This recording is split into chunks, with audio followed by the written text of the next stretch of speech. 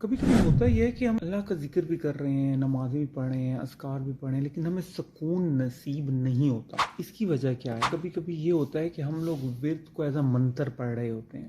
ذکر کو منتر کے طور پر، کچھ بھی عبادات کو منتر کے طور پر پڑھنا، اس سے بھی آپ کو کچھ نہ کچھ فائدہ مل جائے گا، لیکن اگر آپ اس کی افیکٹونیس چاہتے ہیں، ہوش و حواس کے ساتھ ترجمہ اگر آپ پڑھ سکیں، ذکر ایک کنورزیشن ہوتی ہے، ذکر ایک بات چیت ہے اللہ سبحانہ وتعالیٰ سے۔ استغفار یا صلوات، ان کے صلوات ایک دعا ہے، استغفار ایک دعا ہے، ایک التجا ہے اللہ سبحانہ وتعالیٰ سے۔ جب ہم کوئی بھی ذکر کر رہے ہیں، اس کے ترجمے پہ، اس کے میننگ پہ، اس کے ایسنس میں جانے کی ہمیں ضرورت ہے اگر آپ اس کی افیکٹونیس چاہتے ہیں۔ جب ہم ڈفرینٹ صفات کا ذکر کرتے ہیں تو اللہ سبحانہ وتعالیٰ کی وہ رحمتوں کا ہم پر نزول ہو سکتا ہے اگر ہم اس کو فوکس سے کریں، اگر ہم اس کو ہوش و حواس سے کریں، اگر ہم اسے اخلاص کے ساتھ کریں۔ تو اگر آپ کوئی بھی ذکر کر رہے ہیں، آپ اس میں افیکٹونیس نہیں ہو رہی، تو دیکھیں کہ آپ کا اس پہ توجہ کتنی ہے، آپ کا فوکس کتنا ہے۔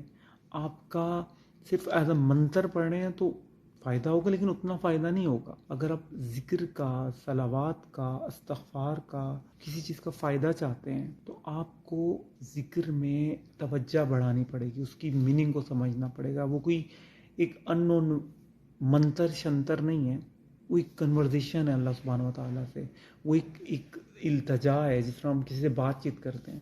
تو اگر آپ ایک ایسی چیز رینڈم پڑھ رہے ہیں اور آپ کو کچھ بھی نہیں پتا کہ کیا ہے کیا نہیں ہے، پھر آپ کو فائدہ ہوگا، لیکن اگر آپ اس کو افیکٹونیس چاہتے ہیں تو اس کی جو ہے نا ٹرانسلیشن سمجھنے کی کوشش کریں۔ یہ اپلیکیبل قرآن پاک میں بھی، قرآن پڑھتے ہوئے یا جو بھی آپ اذکار کر رہے ہیں اس کی اگر آپ یا نماز، کوئی بھی عبادات ہے، افیکٹونیس چاہتے ہیں، اس کو سمجھیں، اس میں غور و فکر کریں، اس کی ٹرانسلیشن کو دیکھیں اور پھر پڑھیں، انشاءاللہ آپ کو اس کا ایفیکٹ ضرور نظر آئے گا۔ لیکن اگر ایفیکٹ نہ بھی نظر آئے تب بھی تکرار کرتے رہیں، اویئرنیس کے ساتھ، انشاءاللہ آپ کو اس کا ایفیکٹ نظر آئے گا۔